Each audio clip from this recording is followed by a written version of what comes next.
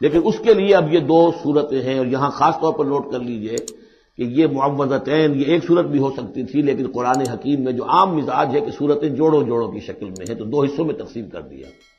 اور اس کی تقسیم کیا ہے؟ ایک وہ چیزیں ہیں جو انسان پر باہر سے حملہ آور ہوتی ہیں، اور ایک چیز وہ ہے جو انسان کے اپنے اندر سے حملہ آور ہوتی ہے۔ ان دونوں کو دو علیحدہ چیزوں میں رکھ کر اور سکھایا گیا ہمیں کہ تم ہمیشہ اللہ کی پناہ طلب کرتے رہا کرو ان چیزوں کے اثرات سے، ان چیزوں کے اثرات بد سے اپنے آپ کو بچانے کے لیے۔ بسم اللہ الرحمن الرحیم، قل اعوذ برب الفلق، کہو کہ میں پناہ میں آ گیا صبح کے رب کی۔ فلق، فلق ویسے تو یہ لفظ ہم پڑھ چکے ہیں سورہ انعام میں، فالق الاصباح، رات کی تاریکی کا پردہ پھٹتا ہے اور سپیدہ سحر نمودار ہوتا ہے، یا گٹھلی فالق الحب والنوائب، تو وہ جو گٹھلی ہوتی ہے وہ بھی پھٹتی ہے تو اس میں سے دو پتیاں نکلتی ہیں تو درخت بنتا ہے۔ اس اعتبار سے فلق سے مراد یہاں صرف صبح نہیں ہے، بلکہ جو اگلی صورت میں آ رہا ما خلق، جو بھی کچھ اس کائنات میں اس نے پیدا کیا ہے در حقیقت وہ عدم کا پردہ چاک کر کے اس کو وجود بخشا ہے۔ عدم سے، عدم محض سے، کریشن ایکس نہیلو، بغیر کسی شے کے کسی شے کو بنانا۔ تو قل اعوذ برب الفلق من شر ما خلق، میں پناہ میں آتا ہوں اس کی تمام مخلوقات کی پناہ سے۔ اب آپ غور کیجئے، مخلوق ظاہر بات ہے خالق کی طرح کامل تو نہیں ہو سکتی، مخلوق کے اندر کوئی نہ کوئی پہلو جو ہے وہ کمی کا، تقصیر کا، نقص کا رہ جائے گا۔ تو گویا کہ ہر مخلوق میں شر کا پوٹینشل ایلیمنٹ موجود ہے۔ یہ دوسری بات ہے کہ اللہ تعالیٰ کسی کو سہارا دے دے، کسی کو تو اپنی طرف سے عصمت عطا کر دے، اپنی طرف سے خصوصی پروٹیکشن عطا کر دے، پوٹینشلی خلق جو ہے وہ گویا کہ مستلزم ہے اس کے ساتھ شر کے اندر کا پہلو موجود ہوگا۔ قل اعوذ برب الفلق من شر ما خلق، یعنی وہ شر جو ہے خود اپنی جگہ پر کوئی علیحدہ مستقل وجود رکھنے والی شے نہیں ہے، بلکہ وہ شر جو ہے خلق کے اندر جو کمی کا پہلو ہے۔ جیسے ہم نے انسانوں کے بارے میں پڑھا، خلق الانسان من عجل، انسان کی سرشت میں جلد بازی ہے۔ خلق الانسان ضعیفا، انسان کمزور پیدا کیا گیا ہے۔ جو اس کا فطرت والا پہلو ہے، جو روحانی پہلو ہے، وہ تو ہے انا خلقنا الانسان فی احسن تقویم، لیکن جو یہ حیوانی پہلو ہے اس کا جو مادی وجود ہے، اس میں تو ضعف بھی ہے۔ ان الانسان خلق ہلوعا اذا مسہ الشر جزوعا واذا مسہ الخیر منوعا، یہ تمام چیزیں جو ذہن میں رکھیے۔ قل اعوذ برب الفلق من شر ما خلق، جو بھی مخلوقات ہیں ان میں سے جو بھی شر کا پہلو ہے میں اس سے اے پروردگار تیری پناہ میں آتا ہوں۔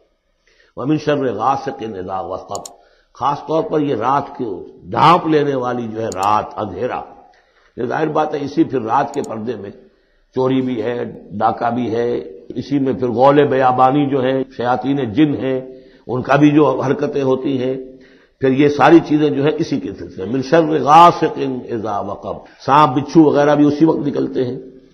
ومن شر النفاثات فی العقد، اور جو عورتیں گانٹھیں باندھ کر پھونکے مارتی ہیں، یہ جو بھی ٹونے ٹوٹکے ہوتے ہیں اور اس کی وجہ سے لوگوں کو نقصان پہنچایا جاتا ہے، گویا کہ یہ بھی اس کے اندر بھی کوئی حقیقت ہے، یہ سفلی عملیات بھی ہیں، ان کے بھی اثرات ہیں۔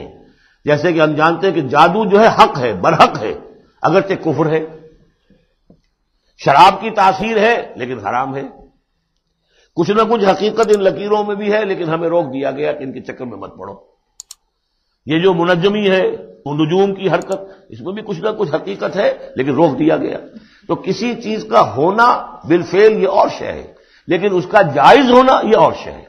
تو بالفعل یہ عملیات ہیں جو سے اچھے اعمال ہیں، اور ان کو جو ہے کوئی اچھے اوراد ہیں، اچھے وظائف ہیں، تو ان کے کچھ اثرات جو ہیں اچھے ہو سکتے ہیں۔ اسی طریقے سے اس قسم کی چیزوں میں جادو کے کلمات ہوتے ہیں، ان کی بھی تاثیر ہے۔ اور وہ جو عورتیں جو ہے وہ جادو کرتے ہوئے، جس کو ہم کہتے ہیں کہ وہ تعویذ گنڈا وغیرہ جو ہوتا ہے، پھر وہ اس میں پھونکے مارتی ہیں، تو اللہ تعالیٰ سے میں ان کے شر سے بھی پناہ چاہتا ہوں۔ وَمِن شَرِّ حَاسِدٍ إِذَا حَسَدَ، اور حسد کرنے والے کے شر سے بھی میں اللہ کی پناہ طلب کرتا ہوں، جبکہ وہ حسد اپنا استعمال کرے۔ اگر حسد ہے دل کے اندر ہے تو بات اور ہے، حسد کو بروئے کار لائے وہ، اور وہ انسان کے درپے ہو جائے اس حسد کی وجہ سے، اس سے کوئی نقصان پہنچانے کو۔ اور اسی کتاب ہے عین، العین حق، کہ اگر انسان اس حاسدانہ نگاہ سے کسی کو دیکھتا ہے اس کے بھی اثرات ہوتے ہیں، اور اس دیکھنے کے بھی کچھ برے اثرات جو ہیں وہ ظاہر ہو جاتے ہیں۔ تو یہ تمام چیزیں اپنی جگہ پر ہیں، لیکن ان سے پناہ کرنے کے لیے آپ لمبے چوڑے کوئی اور سلسلوں میں نہ پڑیں۔ یہی معوذتین اللہ نے جو محمد رسول اللہ کو تلقین فرمائے، سارا دار و مدار ان پر ہونا چاہیے۔